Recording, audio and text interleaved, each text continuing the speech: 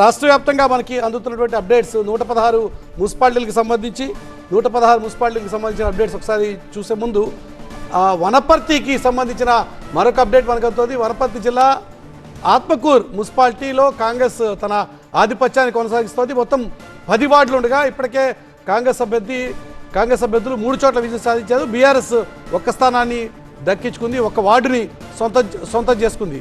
ఇక ఉమ్మడి నల్గొండ జిల్లాలో కాంగ్రెస్ జోరు కొనసాగుతోంది. మంత్రి కోమటిరెడ్డి వెంకటరెడ్డి ప్రతిష్టాత్మకంగా తీసుకున్నటువంటి జిల్లా ఇది.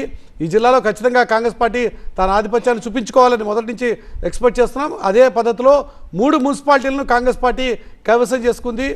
నందికొండ, హాలియా, చెండూరు ఈ 3 మున్సిపాలిటీలు కూడా కాంగ్రెస్ పార్టీ విజయం సాధించి ఈ 3 మున్సిపాలిటీలని కాంగ్రెస్ పార్టీ సొంతం చేసుకుంది. హాలియాలో మొత్తం 12 వార్డులు ఉంటే అందులో 10 వార్డులను ఇప్పటికే కాంగ్రెస్ పార్టీ గెలుచుకుని మొత్తంగా హాలియా మున్సిపాలిటీని తమ ఖాతాలో వేసుకుంది కాంగ్రెస్ పార్టీ.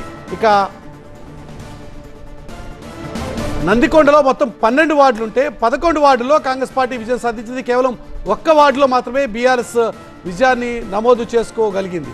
సో ఉమ్మడి నల్గొండ జిల్లాలో కాంగ్రెస్ దూకుడు చాలా క్లియర్గా కొనసాగుతోంది. అక్కడ కాంగ్రెస్ పార్టీ తన ఆధిపత్యాన్ని చూపించుకుంది. 3 మున్సిపాలిటీలు ఇప్పటికే ఉమ్మడి నల్గొండ జిల్లాలో ఓవరాల్గా కాంగ్రెస్ తన ఖాతాల్లో వేసుకోగలిగింది అన్నది మనకి ఇక్కడ చాలా క్లియర్గా కనబడుతోంది.